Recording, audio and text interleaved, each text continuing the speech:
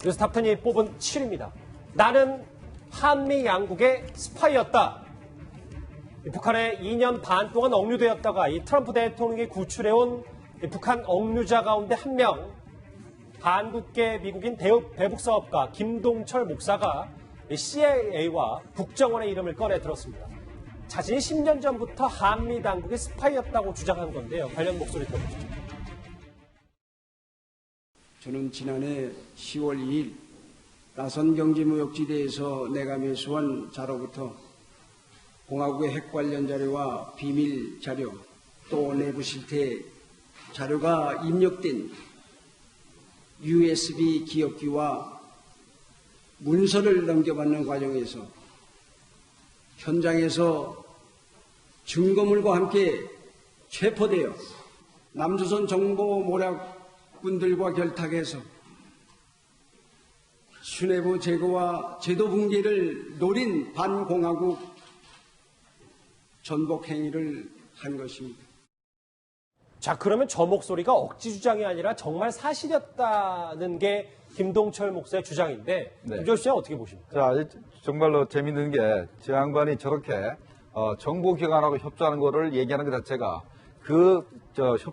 협조를 요구했던 나라, 미국과 한국을 굉장히 난처하게 하는 거거든요. 예. 그럼 저희를 우리가 판단해야 되는데, 김동철 목사가 자기 전 재산을 북한에 투자를 해서, 도망강에서 호텔을, 나선에서 도망강 호텔을 운영을 했는데, 예. 그게 자기 개인 거 아닙니까? 예. 현재 간첩 혐의로 해서 추방당했으니까 자기 재산을 찾을 수가 없죠. 그래서 한국과 미국을 불편하게 만들어가지고, 예. 북한 편을 든 다음에 자기 재산을 찾으려고 하는 저희가 아닌가 이렇게 생각합니다, 저는. 아, 일단 그렇게 네. 보시는 건데, 그렇다면 이중 스파이라고 보기엔 어렵다는 말씀이십니까?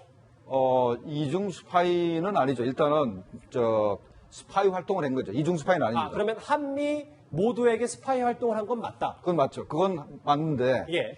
그런 말을 하는, 전제 갑자기 말하는 것 자체는 아하. 북한을 옹호해서, 내가 북한에서 했던 말들이 거짓말이 아니다 이렇게 해서 북한 체제를 옹호하는 것이죠. 어떻게 보면. 그런 이것 자체가 이렇게 되면 어떻게 문제가 되냐면, 북한이 강압에 의해서, 보위부의 강압에 의해 가지고 수많은 사람들이 허위 자백을 했는데, 예. 그 많은 사람들의 말을 전부 다 정당화시켜주는 행동을 하고 있거든요. 이건 엄청난 사건입니다.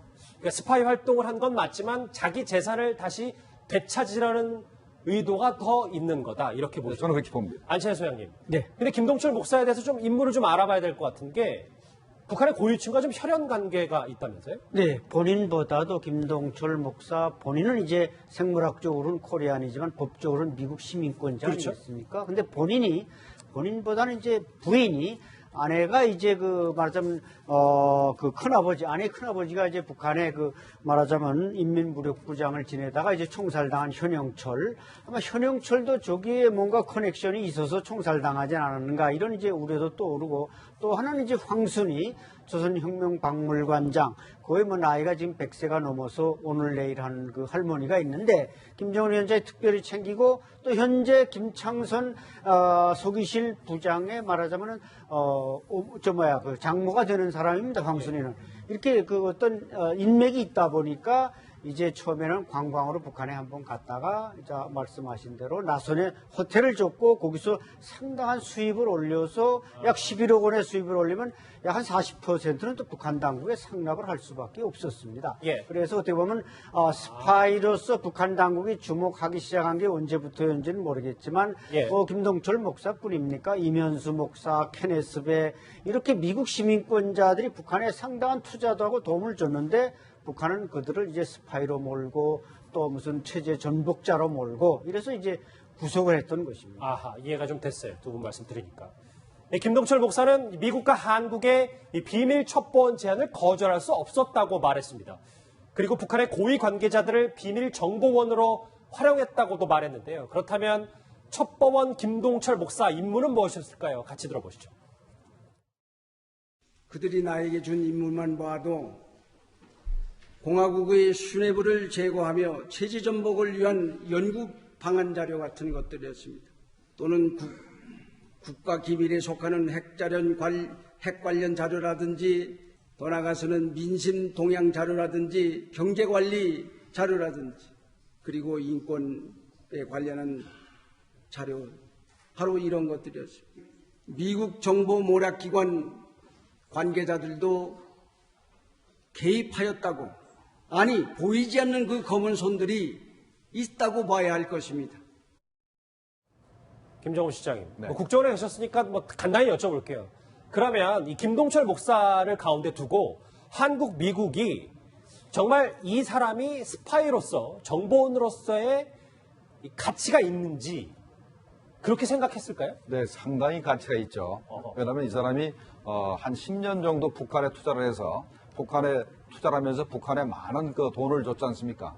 호텔 운영해서 수익금이 나면은 그것의 한 30% 정도를 북한에 상납해서 북한으로부터 훈장도 받았습니다. 그러면 상당히 고위급들하고 이제 연결이 되어 있기 때문에 예. 첩보원으로서 가장 좋은 자산이라 할 수 있는 거죠. 아하, 자산, 스파이로서의 역할은 충분히 할 수 있다. 그러면 이 김동철 목사 얘기는 여기서 정리할게요. 그 전에, 정리하기 전에, 안 선생님, 만약에 지금 한국과 미국 그 정보당국을 좀 불편하게 하고 있잖아요. 이런 보도로. 그렇죠. 그러면 앞으로 본인이 원하는 정말 북한에 있는 호텔이라든지 자기 자산을 돌려받을 수 있는 건지 그런 것도 좀 궁금합니다. 제가 볼 때는 아마 절대로 돌려받을 수 없을 겁니다. 왜냐하면 이제 무슨 현대 금강산에 지금 지었던 뭐 호텔이니 현대 자산은 언제가 돌려받을 수 있지만 저 목사님은 이제 북한에서 첩보원으로서 국제 스파이로서 인정받고 형을 살았습니다. 일단 북한 체제라는 건 사회주의 체제이기 때문에 감옥에 가거나 이러면 그 재산은 무조건 몰수당하도록 돼 있습니다. 예. 이게 북한법이 뭐 법답지는 않지만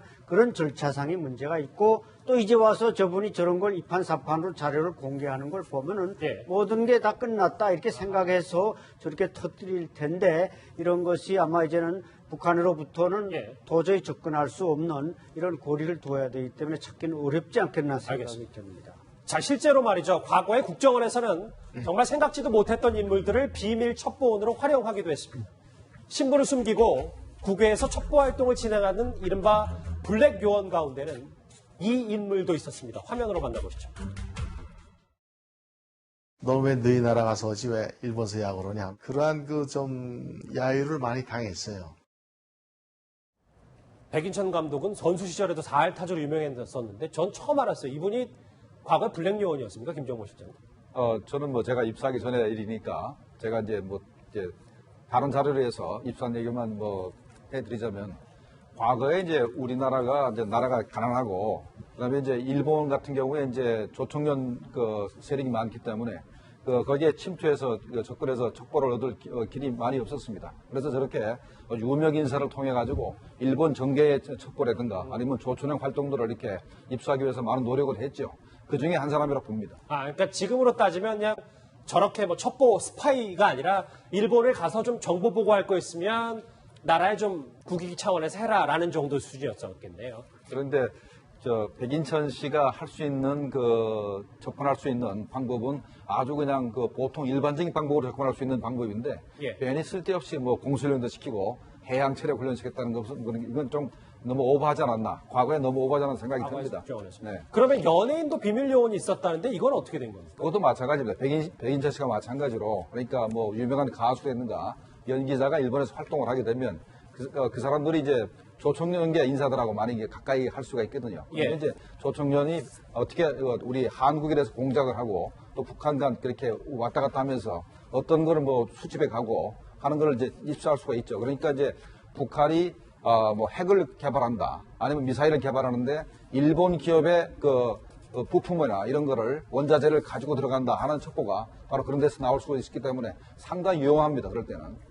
사실은 일본이 이렇게 하는 것뿐만 아니라 사실 우리나라에 들어와 있는 외국 기관들, 주로 선진국 같은 경우에 상당히 이런 활동들을 많이 하고 있습니다. 이게 왜냐하면 뭔가 어때 적극적으로 가서 탐지하고 이런 게 아니라 주요 인사들, 고위관계자들 만나지 않습니다. 그런 것들을 실제 정보보고 형태로 해서 원국 대사관 측에 많이 제공하고 있기 때문에 사실 어떤 면에서 보면 당시에 우리나라도 저런 외국에 나간 분들이 그렇게 드무니까 저런 정보들을 아마 그런 방식으로 입수했던 걸로 알고 있습니다. 나는 10년 전부터 한국과 미국 모두 양국의 스파이였다. 김동철 목사, 대북 사업과의 얘기까지 정리를 해봤습니다. 자, 다음 주제 넘어가 보겠습니다. 어떤 주제가 기다리고 있을까요? 주제 같이 확인해 봅니다.